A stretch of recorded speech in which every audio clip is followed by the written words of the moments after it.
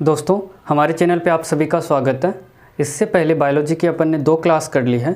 दोनों क्लासों के अंदर फर्स्ट क्लास में अपन ने बायोलॉजी का इंट्रोडक्शन पढ़ा था और उसके बाद टॉपिक स्टार्ट किया था डाइजेस्टिव सिस्टम। डाइजेस्टिव सिस्टम को अच्छे से अपन ने समझ लिया था और उसके बाद सबसे पहले अपन ने पढ़ा था बक्कल कैविटी के बारे में। बक्कल कैविटी के मैंने बताए थे 3 पार्ट होते हैं, अपने टीथ, लिप्स और टोंग यानी कि जीभ। इन तीनों को बारे में अच्छे से पढ़ लिया था। डेंटल फॉर्मूले पढ़ लिए थे अपन ने। उसके बाद अपन ने पढ़ी थी लार ग्रंथियाँ। अब उसी श्रृंखला में थोड़ा आगे चलते हैं और आज अपन डाइजेस्टिव सिस्टम के कुछ हिस्से पढ़ेंगे। तो चलिए शुरू करते हैं। तो देखो, अगला जो पार्ट आता है ना, तो सिंपल सा पहले आपकी मेमोरी के अंदर मेमोराइज होना चाहिए कि डाइजेस्टिव सिस्टम में पहला पार्ट क्या आया। सबसे फर्स्ट पार्ट आया था बक्कल कैविटी। क्या आया था? Buccal cavity. उससे थोड़ा नीचे उतरे थे तो क्या आया था? एसोफेगस, मतलब ग्रास नली। ठीक है, ऐसे स्टेप बाय स्टेप आपको याद होना चाहिए। उससे जब अपन थोड़ा साइड में गए थे तो क्या आया था? स्टोमच, मतलब आमाशय। ठीक है, ये माइंड में सेट होना चाहिए, आपके माइंड में, मेमोरी में ऐसा डायग्राम सेट होना चाहिए कि आप कैसे भी उसको रिप्रेजेंट कर सको अपने अकॉर्डिंग। इधर मैंने बात की थी किसकी? लीवर की। इधर किसकी बात की थी? पैनक्रियाज की, मतलब अग्नाशय। फिर जब मैं नीचे चला था तो यहां पे आई थी मेरी स्मॉल इंटेस्टाइन, मतलब छोटी आंत। और फिर इसके ऊपर से ऐसे घुमावदार संरचना थी, वो थी अपनी लार्ज इंटेस्टाइन। और लास्ट के अंदर जो लास्ट पार्ट था वो था रेक्टम। ठीक है, तो ऐसे करके हमारा पूरा डाइजेस्टिव सिस्टम स्टार्ट हुआ था बक्कल कैविटी से और ख़त्म हुआ था कहाँ पे? रेक्टम में। तो अपन ने बक्कल कैविटी के बारे में जो भी इम्पोर्टेंट फैक्ट और जो भी इम्पोर्टेंट क्वेश्चन बनते थे वो सारे अपन ने पढ़ लिए हैं। अब करते हैं आगे स्टार्ट। आगे क्या आएगा? एसोफेगस, मतलब ग्रास नली। तो देखो, हेडिंग डालते हैं एसोफेगस। तो अगला बक्कल कैविटी के बाद में नेक्स्ट पार्ट क्या आता है अपना? एसोफेगस, मतलब ग्रास नली। अब ग्रास नली को एक और नाम से जाना जाता है, तो वो नाम क्या है? तो इसी को कहा जाता है फूड पाइप। कौन सी पाइप? Food pipe. अब क्यों कहा जाता है वो यहां देखना। देखो, कहां से स्टार्ट होती है? तो जहां पे अपनी बक्कल कैविटी खत्म होती है ना, वहीं से ये स्टार्ट होती है। ठीक,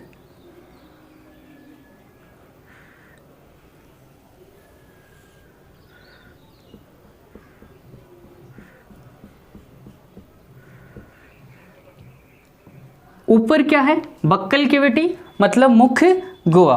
तो ये जो पार्ट दिख रहा है ना आपको यहां से यहां तक का, इसी को क्या कहा जाता है? ग्रास नली या एसोफेगस। क्या कहा जाता है? एसोफेगस। अब इसके बारे में जानने वाली जानकारी क्या है? सबसे पहली बात तो इसकी लंबाई। ठीक है, पूरी अगर आहार नाल की लंबाई पूछी जाए तो कितनी होती है? 30 फीट के समथिंग होती है। अगर इसकी पूछी जाए तो अभी को आपको याद नहीं रहेगा, तो देखो ऐसे याद कर सकते हो। ई कितने नंबर का लेटर है? 5 का। और अपन पढ़ कौन सा रहे? दूसरा पार्ट। पहले क्या पढ़ी? बक्कल कैविटी, तो 2 लिखो। 25 सेंटीमीटर क्या होती है? एसोफेगस की लेंथ होती है। अब देखो, इस एसोफेगस के अंदर खाना केवल क्या आता है? बक्कल कैविटी से कहाँ पे आता है? ये कौन सा पार्ट है अपना? स्टोमच। स्टोमच में आता है। ठीक है, तो मतलब एसोफेगस काम क्या कर रहा है? तो इधर तो क्या है अपना? Buccal cavity. तो एसोफेगस, बक्कल कैविटी, मतलब मुख्य गुहा को स्टोमच, मतलब आमाशय, आमाशय के साथ जोड़ता है। ये तो हो गया पहला इसका काम। अब क्या होती है, इसमें क्या आया, बक्कल कैविटी के अंदर जो खाना था ना वो कहाँ पर पहुंचा, स्टोमच में। अब पूछा जाता है कि वह किस क्रिया द्वारा पहुंचता है, किस पद्धति द्वारा पहुंचता है। ये क्वेश्चन पूछा जाता है एग्जाम्पल में, तो आपको याद रखना है किस पद्धति द्वारा खाना कहाँ पे पहुंचता है, स्टोमच में, तो कर्माकुंचन पद्धति। अब कईयों के दिमाग के अंदर कन्फ्यूजन आएगा कि ये कर्माकुंचन पद्धति है क्या। तो देखो सिंपल सी, मैंने अंदर की तरफ क्या बनाया, उभार बनाए, तो इसका मतलब जब यहाँ पे खाना आएगा तो ये आकार फैल जाएगा, ठीक है। जब वो खाना नीचे आएगा तो ये आकार फैल जाएगा। तो खाने के आकार के अकॉर्डिंग अपनी साइज को छोटा बड़ा करना ही क्या है, कर्माकुंचन पद्धति है। इस पद्धति द्वारा खाना कहाँ से कहाँ, बक्कल कैविटी से चलकर स्टोमच में आएगा, किसके द्वारा, अपनी ग्रास नली के द्वारा। अब अगली बात जो नोट लगा के आपको याद रखनी है कि जो अपनी ग्रास नली है ना, उसके अंदर पाचन की किसी भी प्रकार की प्रोसेस नहीं होती है। केवल खाना कहाँ से चलकर कहाँ आता है, तो बक्कल कैविटी से चलकर स्टोमच में आता है। ये थी सिंपल सी अपनी किसके बारे में, ग्रास नली के बारे में जानकारी। अब एक और जानकारी आप ध्यान में रखोगे, इसी ग्रास नली का एक पार्ट है, ये सब आपने नोट कर लिया होगा। इसी ग्रास नली का एक पार्ट है क्या, यहाँ पे एक ढक्कन नुमा संरचना लगी होती है।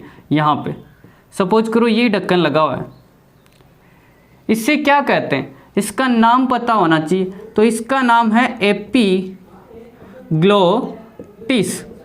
एपिग्लोटिस, एपिग्लोटिस की जब अपन बात करते हैं तो देखो यहाँ पे लिख देता हूँ मैं, एपिग्लोटिस क्या होती है, एपिग्लोटिस, एपिग्लोटिस एक ढक्कन नुमा संरचना है, ढक्कन नुमा संरचना है। और ये एपिग्लोटिस का काम क्या है, इसका काम ये है कि जब अपन श्वास लेते हैं ना, श्वास लेते हैं और छोड़ते हैं, उस समय क्या करता है, ये ग्रास नली को बंद रखता है। तो जब हमारे शरीर के अंदर श्वास लेने और छोड़ने की प्रोसेस होती है ना, श्वास लेते समय ग्रास नली को बंद रखता है। तो ग्रास नली के बारे में कौन से पॉइंट, पहला पॉइंट तो ये बक्कल कैविटी को किससे जोड़ती है, स्टोमच के साथ जोड़ती है। दूसरा पॉइंट, इसे क्या कहते हैं, फूड पाइप कहते हैं। तीसरा पॉइंट, इसकी लंबाई कितनी, 25 सेंटीमीटर। एपिग्लोटिस क्या होता है, तो एक तरह का ढक्कन है, क्या करता है, सांस लेते समय इसको बंद रखता है। तो ये सब कुछ समझ में आ गया। तो ग्रास नली के बारे में सिंपल से यही पॉइंट थे। एक नोट लगा के अपने को जानकारी ये वाली रखनी है कि इसमें किसी भी प्रकार की पाचन की प्रोसेस नहीं होती है। अब इससे अगले पार्ट पे चलते हैं, तो क्या आता है अपना स्टोमच। तो अब देखते हैं स्टोमच के बारे में। स्टोमच मतलब आमाशय। तो देखो, पहली चीज स्टोमच मतलब आमाशय। यहां से पढ़ने वाला बहुत कुछ है। कैसे है, पहले बनाता हूं मैं, इधर आमाशय बनाता हूं। ये मैंने बना दिया आमाशय, ठीक है। इसके ऊपर क्या थी, एसोफेगस, उससे ऊपर क्या थी, बक्कल कैविटी। तो जब यहाँ पे देखते हैं तो यहाँ पे दो वाल लगे होते हैं। अभी मैं बताऊंगा इन वाल का नाम भी क्या है। ये दो क्या है, वाल्व है, ठीक है। अब जो स्टोमच होता है ना, उस स्टोमच को पूरे पार्ट को 3 भागों में बांटा जाता है। जैसे ये सबसे आगे ही आगे का जो भाग है ना, इसे कहा जाता है कार्डिया। क्या कहा जाता है, कार्डिया। जो स्टोमच का सबसे अग्र भाग है ना, उसे क्या कहते हैं, कार्डिया। और जो ये बीच वाला भाग है ना, इसे कहते हैं फंडस। क्या कहते हैं? फंडस। अग्रभाग कार्डिया, बीच वाला फंडस, और जो नीचे का भाग है इसे कहा जाता है पाइलोरिक। पाइलोरिक। तो स्टोमच को 3 पार्टों में बांटा अपन ने, पहला कार्डिया, दूसरा फंडस और नीचे पाइलोरिक। और इसी स्टोमच के सरफेस पे बहुत सारी कोशिकाएं पाई जाती है जो मिलकर किसका निर्माण करती है? गैस्ट्रिक ग्लैंड का निर्माण करती है, मतलब जठर ग्रंथियों का निर्माण करती है। और यही जठर ग्रंथियां कौन सा रस छोड़ती है? तो जठर रस छोड़ती है। अब देखो इन दोनों वाल्व के नाम, तो इस वाल्व का नाम तो आसानी से याद रह जाएगा। कैसे? ऊपर क्या थी? एसोफेगस, तो इस वाल्व का नाम है एसोफेगल वाल्व। कौन सा वाल्व? Oesophageal valve. और ये वाला जो वाल्व दिख रहा है ना, इसका क्या नाम है? तो नीचे क्या आ रहा है? पाइलोरिक। नीचे वाले जो स्टोमच का हिस्सा उसका क्या नाम दिया? पाइलोरिक, तो इसको बोलेंगे पाइलोरिक वाल्व। ठीक है, तो ये सिंपल सा अपने स्टोमच की क्या हुई? संरचना हुई। जब आप डायग्राम ध्यान में रखोगे बायोलॉजी में तो आपके लिए पढ़ना बहुत आसान हो जाएगा। इसीलिए मैं डायग्रामों को इतनी दिलचस्पी के साथ बनाता हूँ। अब देखो, अब पढ़ना स्टार्ट करते हैं। तो पहली बात तो क्या? अमाशय। अमाशय में खाना कहाँ से चल कर आता है? बक्कल कैविटी से चल के आता है। किसके द्वारा? एसोफेगस के द्वारा। अब पूछा जाता है अमाशय की शेप किस प्रकार की होती है, मतलब आकृति। ये भी क्वेश्चन आता है। तो जब अपन लेटर की बात करते हैं ना, तो यहाँ पे जब तुम देखना स्टार्ट करोगे तो एक जे बनता हुआ दिखाई देगा यहाँ से, ऐसे जे। तो जो अमाशय होता है ना, वो किस शेप का होता है? जे शेप का होता है। ठीक है, और इसका रंग कैसा होता है? रेड होता है, मतलब लाल होता है। और अमाशय को हमने 3 भागों में बांट दिया। क्या? कार्डिया, फंडस और पाइलोरिक। तो इसके बारे में देखते हैं। जैसे ए पार्ट हो गया अमाशय का, कार्डिया। अब कार्डिया क्या है? अमाशय का अग्रभाग है, सबसे आगे का भाग है। और ये किसके साथ जुड़ा होता है? सिंपल सा क्वेश्चन आ गया, अमाशय का कार्डिया भाग किसके साथ जुड़ा होता है? तो इधर कार्डिया दिख रहा है आपको, ये वाला पहला पार्ट किसके साथ जुड़ा? ऊपर की तरफ क्या आ रही है? एसोफेगस। तो ये किसके साथ जुड़ा होता है? तो ये कनेक्ट होता है किसके साथ? ग्रास नली के साथ। ठीक है, ये किसके बारे में जानकारी हो गई? कार्डिया के बारे में। फंडस, फंडस क्या है? मध्य भाग है। अमाशय के जो बीच का भाग होता है ना, उसको क्या कहते हैं? फंडस कहते हैं। तो ये हो गया मध्य भाग। और सबसे निचला भाग कौन सा हो गया? Pyloric part. ठीक है, अब पूछा जाता है ये पाइलोरिक किसके साथ जुड़ा होता है? तो यहाँ से छोटी आंत स्टार्ट हो जाती है, और छोटी आंत का सबसे पहला हिस्सा यहाँ पे कौन सा होता है? तो याद रखना, छोटी आंत का सबसे पहला पार्ट होता है डियोडेनम, जिसको हिंदी में अपन बोलते हैं ग्रहणी। ठीक है, तो ये किसके साथ जाके जुड़ता है? ये सबसे नीचे का भाग होता है, पहली बात तो स्टोमच का नीचे का भाग। और किसके साथ कनेक्ट होता है? तो याद रखोगे किसके साथ? ग्रहणी के साथ। तो सिंपल सी इतनी बातें ध्यान में रखोगे। स्टोमच को 3 भागों में बांट दिया। कार्डिया क्या है? सबसे आगे का भाग है। फंडस क्या है? बीच का भाग है। और पाइलोरिक क्या है? नीचे का भाग है। अब चलते हैं इससे आगे। ठीक है, किसी को स्क्रीनशॉट लेना है तो ले ले। रोज कमेंट करते रहते हो स्क्रीनशॉट लेने के लिए वक्त नहीं दिया जाता, तो आज आपको वक्त दिया गया है, ले ले। अब चलते हैं आगे। बाकी वीडियो को रोक के भी आप जानकारी लिख सकते हो, और वीडियो को शेयर किया करो अपने साथियों के साथ, ताकि हमारा मनोबल बने, आपको ऐसे ही पढ़ाते रहे। ठीक है, अदरवाइज़ ये सब आपको ऑफलाइन कोचिंग में ही पढ़ने को मिलेगा, जब भी कोचिंग अपनी स्टार्ट होगी। अब देखो, स्टोमच होता है ना, उस स्टोमच अमाशय के अंदर 3 प्रकार की कोशिकाएं पाई जाती है। कितनी प्रकार की? 3 प्रकार की। क्या पाई जाती है? कोशिका पाई जाती है और यही सेल मिलकर किसका निर्माण करती है? जठर ग्रंथियों का निर्माण करती है। अब देखो ये तीन है कौन कौन सी? तो ए पहली जो आती है ना उनको बोलते हैं ऑक्जेंटिक सेल। कौन सी सेल? Oxyntic cell. और जो दूसरी आती है ना उनको क्या बोलते हैं? तो उनको बोलते हैं म्यूकस सेल, यानी कि म्यूकस कोशिका। और तीसरी जो आती है ना उनको बोलते हैं जाइमोजीन सेल। ये तीन प्रकार की कोशिकाएं होती है। कहाँ पे होती है? तो हमारे अमाशय में होती है। क्वेश्चन सबके लिए, अमाशय के अध्ययन को क्या कहा जाता है? अगर आपको पता है तो कमेंट करें, बाकी मैं लास्ट में बताऊंगा। ऑक्जेंटिक सेल और म्यूकस सेल और जाइमोजीन सेल। अब ये तीनों सेल ही मिलकर किसका निर्माण करती है? जठर ग्रंथियों का निर्माण करती है।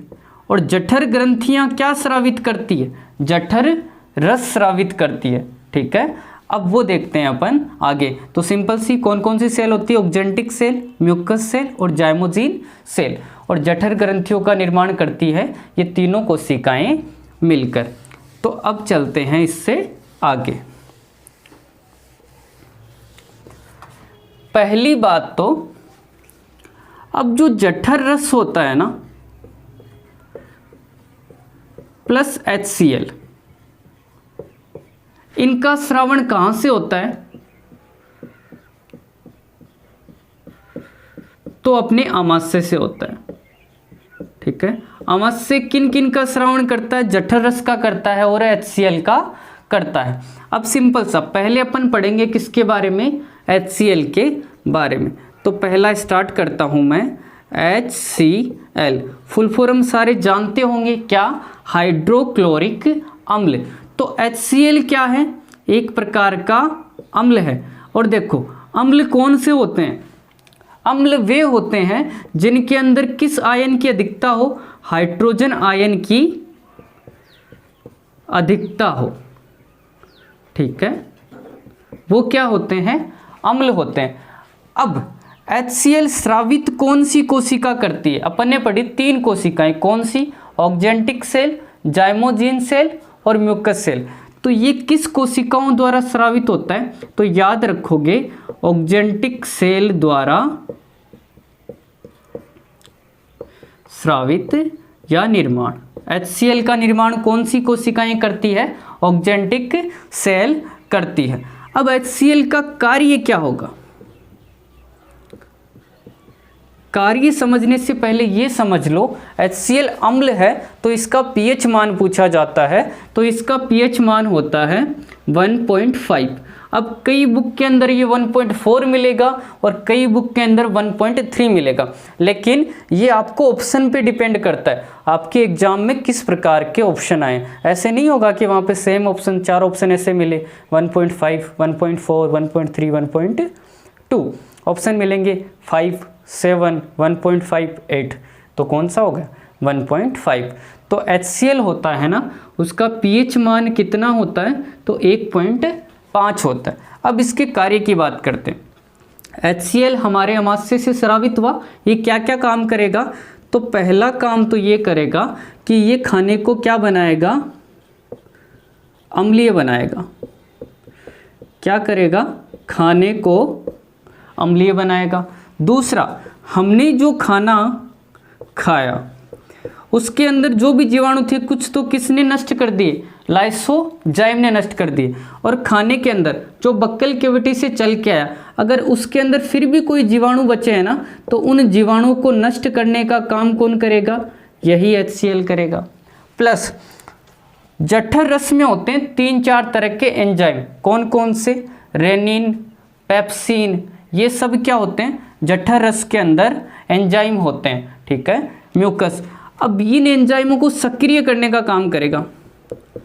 एंजाइम को सक्रिय करेगा मतलब एक्टिव करेगा कि अब आपको काम स्टार्ट कर देना है, अब खाना आ चुका है स्टोमच के अंदर। ठीक है, तो एंजाइम को सक्रिय करता है, खाने से जीवाणु नष्ट करता है और खाने को अम्लीय बनाता है। और एक और याद रखोगे, अपने स्टोमच के अंदर खाना सबसे अधिक देर तक पड़ा रहता है, ठीक है, तो उस खाने को सड़ने से भी बचाता है, खाने को सड़ने से सेव करता है, मतलब बचाता है। तो ये हो गए HCl के काम। अब अगली चीज़ क्या ध्यान में रखनी है, HCl की अधिकता होने पे उसे क्या कहा जाता है। अब जिस व्यक्ति के शरीर में HCl की अधिकता होती है ना, उसको देखो क्या प्रॉब्लम हो जाती है। तो इधर देख लो, याद रखना उस चीज़ को, एसिडिटी आप सबने जाना होगा, अम्लीयता क्या होती है।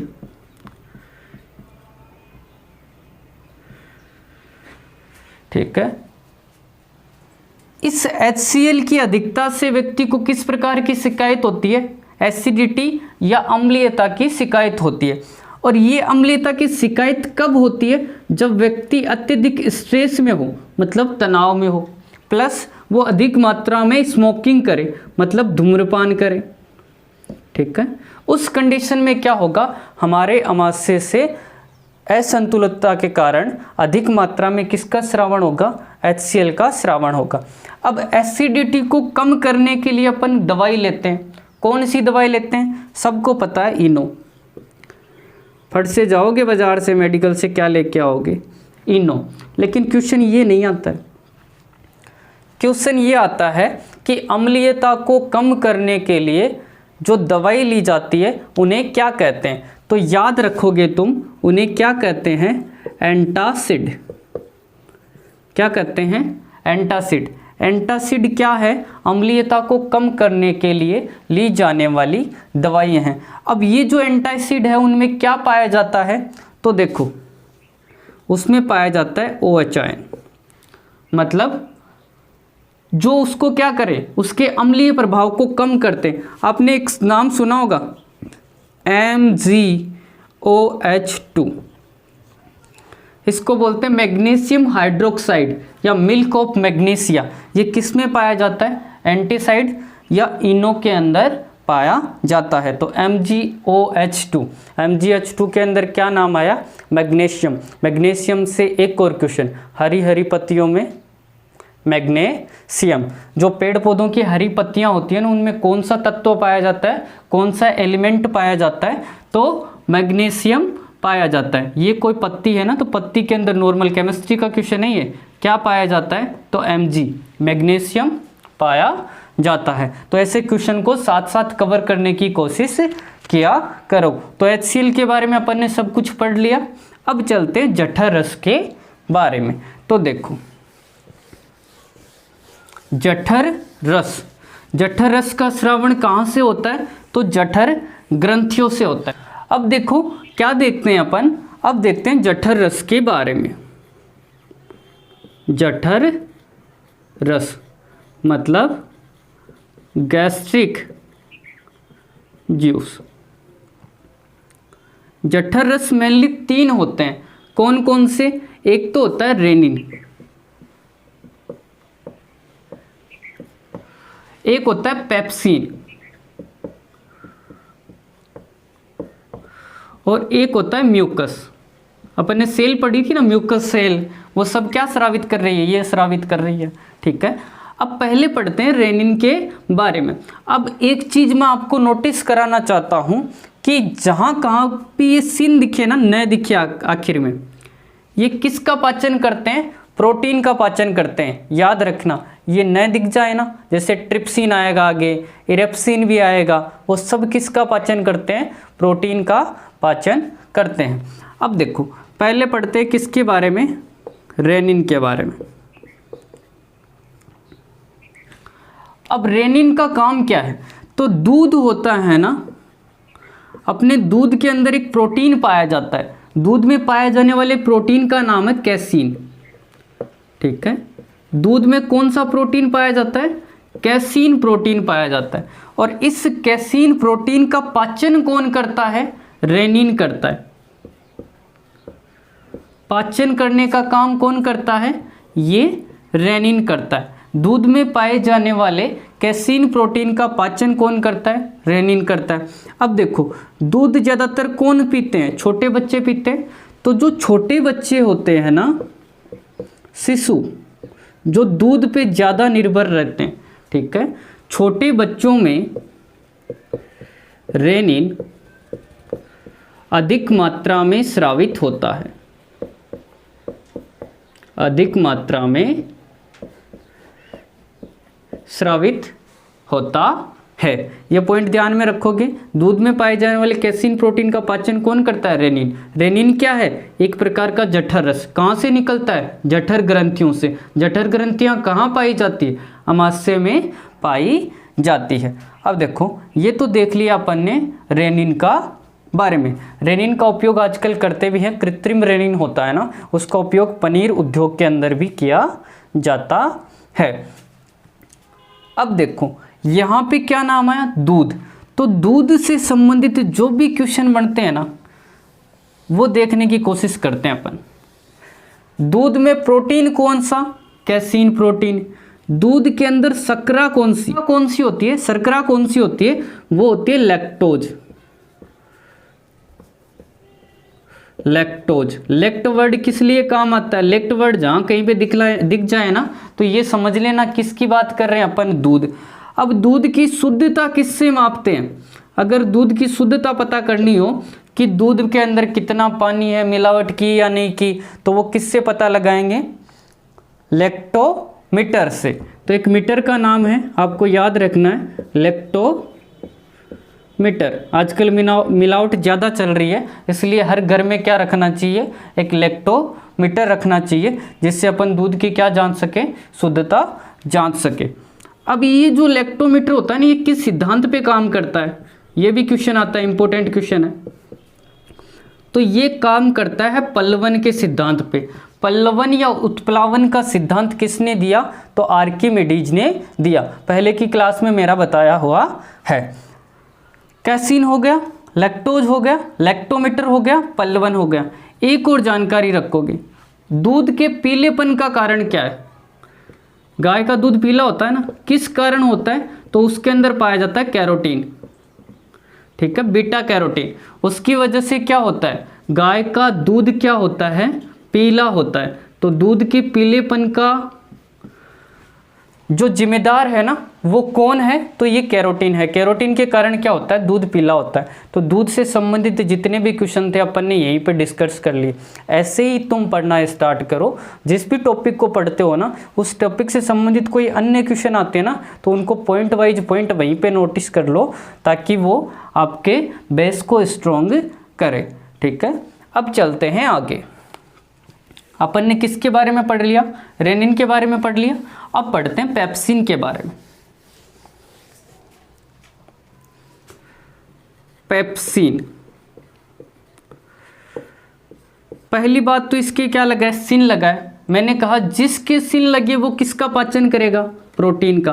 तो ये पेप्सिन किसका पाचन करता है? प्रोटीन का पाचन करता है। तो सिंपल सा एक क्वेश्चन अपने माइंड में अपने आप आ जाना चाहिए कि प्रोटीन का पाचन कहाँ से प्रारंभ होता है? तो पेप्सिन कहाँ से निकला? अमाशय से। इसलिए प्रोटीन का पाचन कहाँ पे आरंभ होता है? तो अमाशय से आरंभ होता है। क्वेश्चन ध्यान में रखें। अब ये जो पेप्सिन होता है ना, पहले पेप्सिन नहीं होता, पहले इसका नाम होता है प्रोपेप्सिन। क्या? प्रोपेप्सिन। ये पेप्सिन से एक स्टेज पहले का एंजाइम है, ठीक है। ये पेप्सिन, रेनिन, ये सब क्या है? एक तरह के एंजाइम है। अब इस प्रोपेप्सिन को जो अपना HCl होता है ना, मैंने क्या कहा था? HCl हाइड्रोक्लोरिक अम्ल क्या करता है? एंजाइमों को सक्रिय करता है। तो वो इस प्रोपेप्सिन को किस में बदलेगा? पेप्सिन में बदलेगा, ठीक है। अब पेप्सिन में बदल गया। अब पेप्सिन किस पे काम करेगा? जो प्रोटीन है ना, उस प्रोटीन को किस में तोड़ेगा? पेप्टोन में तोड़ेगा। पेप्टोन या पॉलीपेप्टाइड, ठीक है। इसमें किसने तोड़ दिया? पेप्सिन में तोड़ दिया। तो ये स्टेज आपको याद रखनी है कि सबसे पहले क्या होता है? प्रोपेप्सिन होता है, उसको HCl ने किस में बदला? पेप्सिन में, मतलब सक्रिय कर दिया कि अब भाई तेरे को काम करना है, प्रोटीन आ गए अपने स्टोमच के अंदर। तो फिर वो प्रोटीन को किस में तोड़ेगा, पेप्टोन के अंदर। तो पेप्सिन किसका पाचन करता है, प्रोटीन का पाचन करता है। पेप्सिन क्या है, एक प्रकार का जठर रस है। अब बात करते हैं लास्ट म्यूकस। इसके बारे में ज़्यादा कुछ है नहीं, ये सिंपल सा एक जूस होता है, जठर रस होता है म्यूकस। ये क्या करता है, जो अपना HCl होगा ना, HCl ने अगर ज़्यादा अम्ल छोड़ दिया, ठीक है, अम्ल अधिक मात्रा में छोड़ दिया, तो एक क्या होती है, अम्लीयता हो जाती है अपने शरीर के अंदर। तो उस अम्लीयता को मेंटेन अपनी बॉडी खुद से किससे करेगी, तो उसको कंट्रोल करता है कौन, ये म्यूकस। ठीक है, म्यूकस क्या है, एक तरह का सिक्योरिटी गार्ड है, ठीक है। इन रसों के अंदर क्या करेगा, HCl की अधिकता से जो अम्लीयता होगी ना, उसको ये खुद के स्तर पे कंट्रोल करने का काम करता है कौन, म्यूकस। तो अपन ने जठर रस पढ़ लिए तीनों के तीनों। अपन ने स्टोमच के बारे में जो कुछ पढ़ना आता ना, वो पढ़ लिया। अब देखो पॉइंट, प्रोटीन का पाचन कहाँ से प्रारंभ होता है, आरंभ होता है, तो याद रखोगे आमाशय, ठीक है। अब आमाशय से जो भोजन नीचे की तरफ जाएगा ना, उसको क्या कहते हैं, ये भी याद रखना, तो उसको बोलते हैं काइम। क्या बोलते हैं, काइम, ठीक है। आमाशय से जो भोजन नीचे की तरफ जाएगा ना ग्रहणी पे, उसको क्या बोलेंगे, काइम बोलेंगे। तो आमाशय हो गया अपना, एसोफेगस हो गया। इसके बाद में अपन पढ़ेंगे आज छोटी आंत और बड़ी आंत के बारे में। फिर अगली क्लास में अपना बचेगा लीवर और पैनक्रियाज, वो अगली क्लास में पढ़ेंगे। लेकिन उससे पहले देखो, ए पे बक्कल कैविटी, बी पे स्टोमच, अब सी पे इधर क्या आ जाती है, छोटी आंत, और डी पे इधर क्या आ जाती है, बड़ी आंत, और इधर क्या, लीवर, और उधर क्या, पैनक्रियाज। तो लीवर और पैनक्रियाज क्या है, ग्रंथियां हैं। उनके बारे में आज की क्लास में कंप्लीट नहीं हो पाएगा, इसलिए उनको अच्छे से अगली क्लास में पढ़ेंगे। अब देखो अपन पढ़ते हैं इंटेस्टाइन। इंटेस्टाइन जो पार्ट है किसका, अपने डाइजेस्टिव सिस्टम का। दो होती है, कौन सी, एक स्मॉल और एक लार्ज इंटेस्टाइन। तो पहले किसके बारे में पढ़ेंगे, स्मॉल इंटेस्टाइन, मतलब छोटी आंत, इंटेस्टाइन मतलब छोटी आंत, ठीक है। स्मॉल इंटेस्टाइन मतलब छोटी आंत। अब छोटी आंत देखो, मैं तुम्हें दिखाता हूं,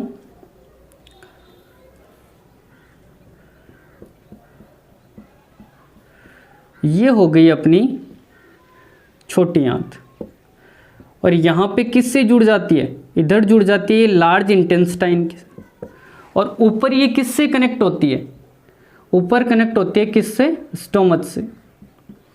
और इधर से कौन क्रॉस करता है, इधर लीवर और इधर पैनक्रियाज, ठीक है। ये छोटी आंत की अपन ने एक बेसिक सी क्या बनाई, संरचना बनाई। तो पहली बात तो ये आती है कि अपने खाने का सर्वाधिक पाचन कहाँ पे होता है, तो इसी छोटी आंत के अंदर होता है। कैसे होता है अभी अपन समझेंगे, ठीक है। क्योंकि स्टोमच से जो खाना था ना, वो कहाँ पे आ गया, छोटी आंत में। इधर लीवर, लीवर क्या भेजेगा, इधर से पित्त भेजेगा, पित्त भी कहाँ पे आ गया, छोटी आंत में।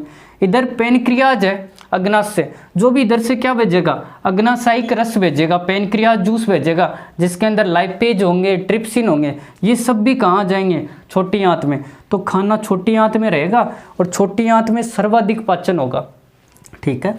तो जो अपना खाना होता है ना, उसका सर्वाधिक पाचन तथा अवशोषण कहाँ पे होता है, छोटी आंत में होता है, ठीक है। उसके अंदर जो भी जरूरी चीज़ें होंगी ना, जो भी विटामिन होंगे, जो भी प्रोटीन होंगे, सबको क्या कर लेंगे, यहाँ पे अब्जॉर्व कर लेगी कौन, छोटी आंत। अब देखो छोटी आंत के भी 3 हिस्से होते हैं, कौन कौन से, पहला डिओडेनम, दूसरा जेजुनम, तीसरा इलियम। इनको ऐसे याद रखें, हिंदी में नहीं याद रखें वर्धांत शेषांत, वैसे कंफ्यूज हो जाते हो, ऐसे याद रखो। डिओडेनम, जेजुनम और इलियम, ये क्या है, छोटी आंत के 3 पार्ट है। ठीक है, एक पूछा जाएगा छोटी आंत की लंबाई कितनी होती है, तो देखो मैंने यहीं से याद रख रखा है, ये क्या है, स्मॉल। इसको मैं अगर ऐसे कर दूं तो कैसा बन जाएगा, 6 बन जाएगा। तो इसकी लंबाई याद रख के रखना 6 से लेके 6.9 मीटर। ये क्या होती है, छोटी आंत की लंबाई होती है। अब देखो डिओडेनम, हिंदी में बोलते हैं इसको ग्रहणी, हिंदी वालों के लिए क्या नाम है, ग्रहणी। ग्रहणी के बारे में क्या ध्यान में रखोगे कि इस पॉइंट पे आके कौन कौन से रस मिलते हैं। एक तो इधर से लीवर से तो कौन सा रस चल के आएगा, पित्तरस, और इधर से पैनक्रियाज से कौन सा चल के आएगा, अग्न्यसायिक रस। ठीक है, ये दोनों किस पॉइंट पे आके मिलके, डिओडेनम पे। जेजुनम बीच का हिस्सा, मध्य भाग है, और ये क्या है, लास्ट भाग है, यहाँ पे होता है इलियम। तो इलियम किसके साथ जुड़ा होता है, लार्ज इंटेस्टाइन। ये किसके साथ जुड़ा होता है, तो बड़ी आंत के साथ, बड़ी आंत के साथ जुड़ा होता है। तो सिंपल सा अपन ने देख लिया, स्मॉल इंटेस्टाइन के 3 पार्ट होते हैं, डिओडेनम, जेजुनम और इलियम। ग्रहणी, ग्रहणी पे कौन कौन से रस आके मिलते हैं, पित्तरस और अग्न्यसायिक रस। पित्तरस का निर्माण कौन करता है, अपना लिवर करता है। लिवर हमारे शरीर का सबसे बड़ा आंतरिक अंग है। लिवर का वजन कितना, बताओ नीचे कमेंट में। जेजुनम मध्य भाग, इलियम बड़ी आंत के साथ जुड़ा होता है। ये हो गया छोटी आंत के बारे में जानकारी। एक छोटी आंत के बारे में नोट लगा के क्या जानकारी ध्यान में रखोगे कि ग्रहणी पर किसी प्रकार का पाचन नहीं होता है। फिर क्या होता है, इधर से क्या आएगा, पित्तरस, वो क्या करेगा, केवल वसा का, मतलब ऑयली जो भी एलिमेंट है वसा, पायसीकरण होता है, पायसीकरण होता है। पायसीकरण क्या होता है, पायसीकरण का सिंपल सा मतलब ये है, जैसे ये कोई तेल की बड़ी सी बूंद है, इसको तोड़ दिया छोटी छोटी बूंदों में, इसी को बोलते हैं पायसीकरण। ठीक है, तो ग्रहणी पे क्या होता है, किसी प्रकार का पाचन नहीं होता, केवल जूस आके मिलते हैं और वसा को क्या कर देते हैं, तोड़ देते हैं। तो छोटी आंत समझ में आ गया होगा आपको। अब चलते हैं बड़ी आंत पे। तो देखो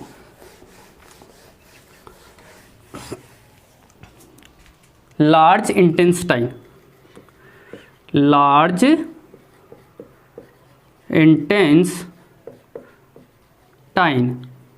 मतलब बड़ी आंत।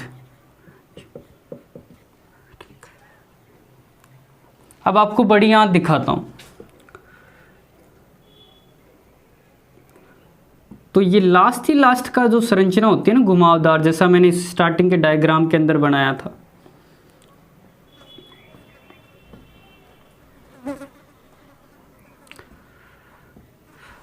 छोटी आंत में तो क्या हुआ था, सर्वाधिक पाचन हुआ था।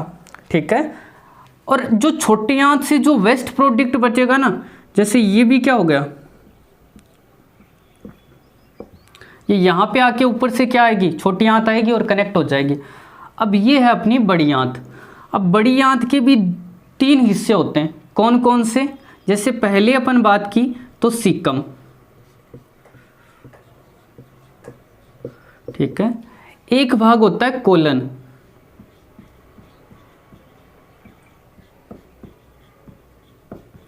ठीक है, और लास्ट का हिस्सा होता है रेक्टम, जिसे अपन बोलते हैं मलाशय।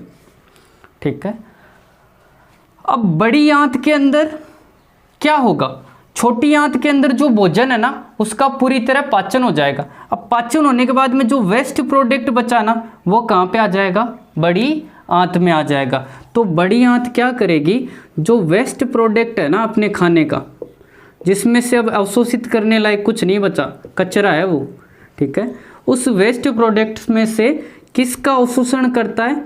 जल का अवशोषण करता है, जल को सोख लेता है, ठीक है। और जल को सोख के जो वेस्ट बचेगा ना, वो कहाँ पे आएगा? रेक्टम के द्वारा बाहर की तरफ निकल जाएगा। और इस वेस्ट प्रोडक्ट को होल्ड करके रखने का काम कौन करता है? एक जगह रख के रखा है बड़ी आंत के अंदर, ठीक है। एक टाइम के बाद में क्या कर देंगे? उसको बाहर की तरफ निकाल देंगे। कहाँ से? रेक्टम से। अब इसके भी 3 पार्ट, कौन कौन से? पहला पार्ट सिक्कम।